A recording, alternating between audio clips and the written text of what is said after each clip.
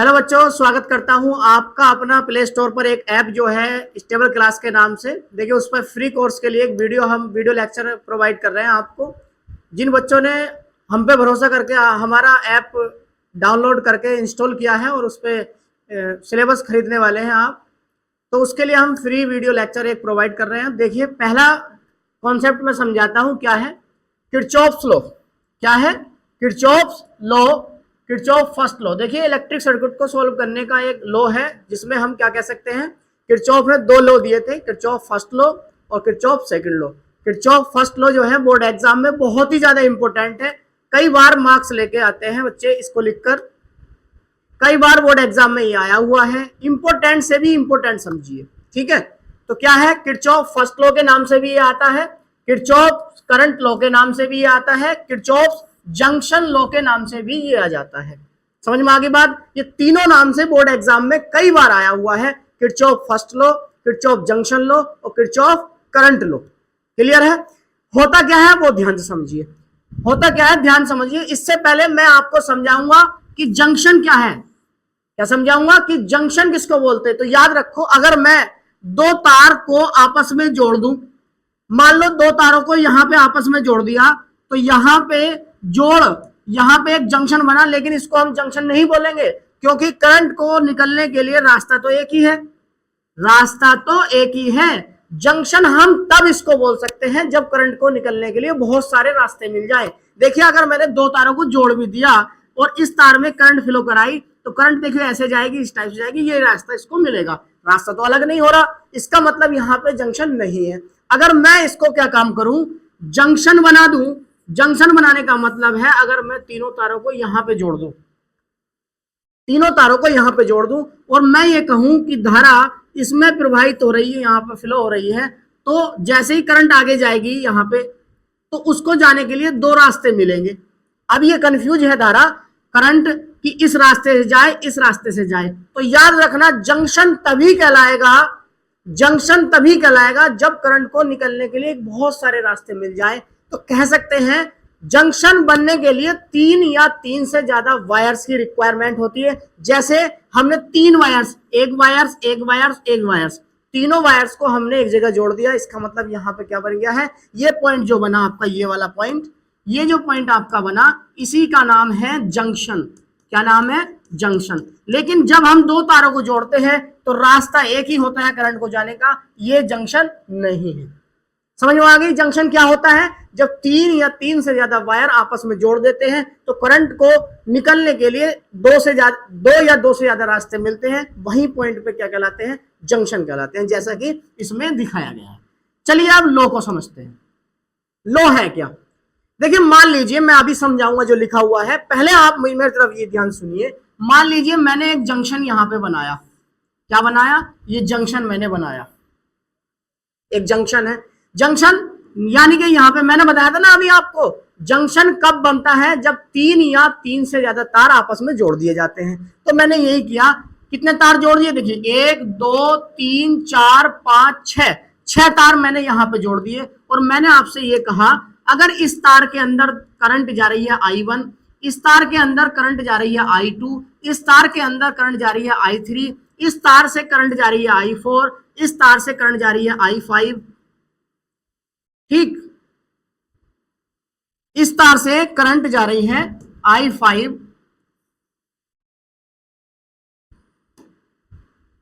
देखिए इस तार से करंट जा रही है आपकी I5, इस तार से करंट जा रही है आपकी I6। तो किरचॉफ अपने लॉ में, और ये क्या है, ये जो है आपका जंक्शन है। किरचॉफ अपने लॉ में, किरचॉफ अपने लॉ में आपको ये बताना चाहता है, ये बताना चाहता है, अगर हम जो जंक्शन, देखिए जंक्शन O है ना, जंक्शन क्या है यहाँ पे O, जंक्शन की तरफ कौन कौन सी करंट जा रही है, जंक्शन की तरफ भैया एक I1 जा रही है, दूसरी जंक्शन की तरफ कौन सी करंट जा रही है, एक I2 जा रही है, और तीसरी जंक्शन की तरफ को कौन कौन जा रही है, I3 जा रही है। देखो एरो मैंने बनाए हैं, देखिए I1 हो गई, ये I2 हो गई, ये I3 हो गई। तो किरचॉफ लॉ ये कहता है कि जो जंक्शन की तरफ जा रही है उनको ऐड कर लो। क्या कर लो? उनको ऐड कर लो, उनका सम कर लो। तो देखिए हमने यही किया कि I1 जा रही भाई, I2 जा रही भैया, और दूसरी I3 जा रही है, इनका मैंने सम ले लिया। अब एक काम करो, जो जंक्शन से बाहर की ओर जा रही है, दूर जा रही है, जंक्शन से दूर की तरफ जा रही है, देखो एरो के निशान मैंने बना रखे, एरो बना रखे है। ये जंक्शन से कौन कौन सी करंट जा रही है दूर की ओर? एक तो वही जा रही है I4, दूसरी जा रही है I5 और तीसरी जा रही है I6। तीनों करंट जंक्शन से दूर जा रही है, इनको ऐड कर लो, इनका सम कर लो। कौन कौन सी करंट है? I4 plus I6, sorry I4 plus I5 plus I6।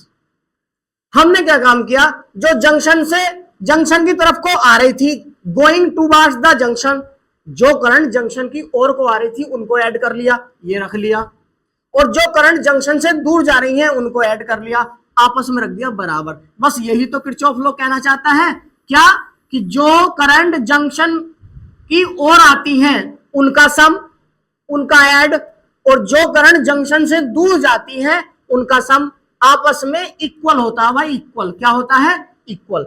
इसी को बोलते हैं किरचॉफ का फर्स्ट लॉ, किरचॉफ का करंट लॉ, किरचॉफ का जंक्शन लॉ। और लिखा भी तो हमने यही है क्या? According to this law the sum of electric current, the sum of electric current going towards the junction, मतलब सम ऑफ इलेक्ट्रिक करंट, जो करंट जंक्शन की ओर जा रही है, देखो ये इनका सम कर लिया,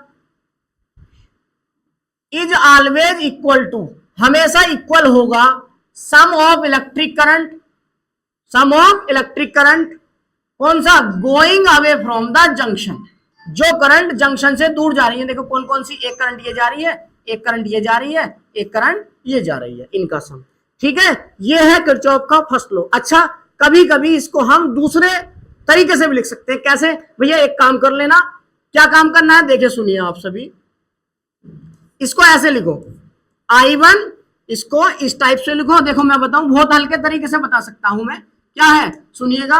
अगर मैं इसको लिख लूं क्या, I1 plus I2 plus I3, अब एक काम करो भाई, इन तीनों करंट को बराबर से इधर ले आओ, इक्वल से इधर ले आओ, तो क्या मिलेगा? I4 मिलेगा, I5 मिलेगा, माइनस में तो आएंगी, और माइनस के I6 मिलेगा, इक्वल इधर क्या बचा? 0। बिल्कुल सही। अब सुनिए, क्या आप ऑब्जर्व कर सकते हैं, यहां पर देख सकते हैं, जो करंट जंक्शन की ओर आ रही है, जो करंट जंक्शन की ओर आ रही है, जैसे I1, I2, I3, उनको रखा मैंने प्लस, देखो प्लस में है तीनों, और जो करंट जंक्शन से दूर जा रही है, I4, I5, I6, उनको रखा मैंने माइनस। सही है, और जोड़ दिए, जो करंट माइनस में उनको माइनस में रख लिया, और जो करंट प्लस में उनको प्लस में रख लिया। तो जब ऐसा जोड़, ऐसा सम करते हैं, ऐसे ऐड करते हैं, तो इसका नाम है अलजेब्रिक सम। क्या नाम है? अलजेब्रिक सम। और हम शॉर्ट में लिख सकते हैं इसको समेशन, किसका सम? समेशन मतलब सम किसका? करंट का, इक्वल इधर क्या आ जाएगा? 0।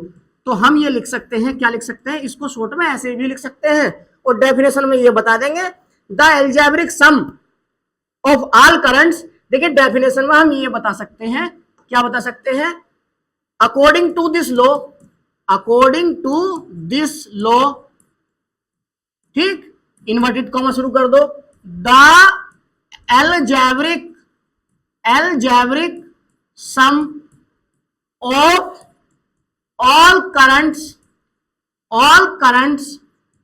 ठीक, meeting at a junction is always equal to 0, is always equal to 0। और लास्ट में क्या लिख दोगे? समेशन दैट इज करके, दैट इज का मतलब इसका मतलब, और summation I equal to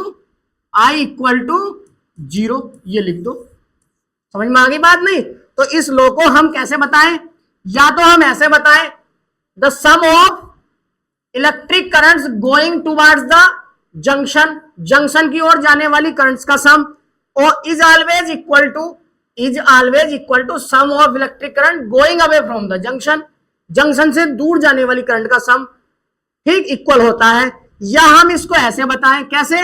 the algebraic sum of all currents meeting at a junction का मतलब है कुछ करंट तो मिलने आ रही हैं और कुछ करंट मिलके चली गई, मिली तो इस जंक्शन पे, तो हमने यही तो लिखा। देखिए आगे क्या लिखा, the algebraic sum of all currents meeting at a junction is always equal to 0, और दैट इज करके समेशन आई इक्वल टू 0 लिख देंगे। तो ये था किरचॉफ का फर्स्ट लॉ, किरचॉफ का करंट लॉ, किरचॉफ का जंक्शन लॉ। बोर्ड एग्जाम में आप देखोगे तो लाइन सी लगी पड़ी है इसकी, कई बार बोर्ड एग्जाम में आया है। ठीक है बच्चों, तो चलिए मिलते हैं नेक्स्ट वीडियो में। अगर वीडियो अच्छी लगी है, वीडियो को लाइक भी करें, शेयर भी करें। ठीक है, और अपने दोस्तों से क्या काम करना है, इसको हमारे ऐप को डाउनलोड करने के लिए और इंस्टॉल करने के लिए कहें जरूर, क्योंकि इससे आपका बहुत बड़ा फायदा है। और इसमें आपको बोर्ड एग्जाम की तैयारी बिल्कुल ऑफलाइन मोड में मिलने वाली है। भले से हम पढ़ाएंगे ऑनलाइन में, लेकिन लगेगा ऐसा जैसा आप ऑफलाइन बैठे हो हमारे सामने। Thank you.